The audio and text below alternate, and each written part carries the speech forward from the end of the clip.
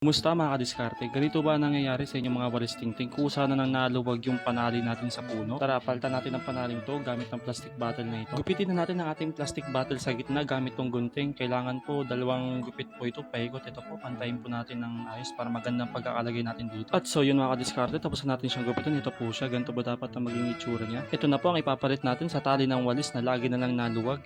Yan po. At tanggalin na nga natin itong lumang tali para mapalitan na natin. So yun mga kadiskarte, kailangan pantay mo muna natin to mula dun sa may puno ng walis.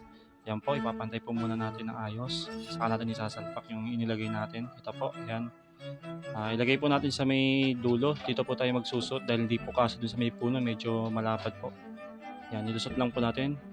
Pantay lang natin ng pagkakalagay mula pababa. Ayan po. At pagtapos na nga po natin itong ilagay at nasiguradong pantay na, ito na po ang ating gagawin.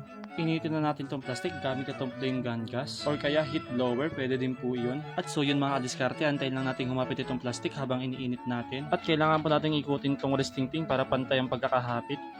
At so yun mga kadiskarte, ito na po ang kinalabasan, napakaganda po. At sa tuwi pong lumuluwag po ulit ito ay kailangan lang po natin initin para humapit po ulit. Yun. Thanks for watching.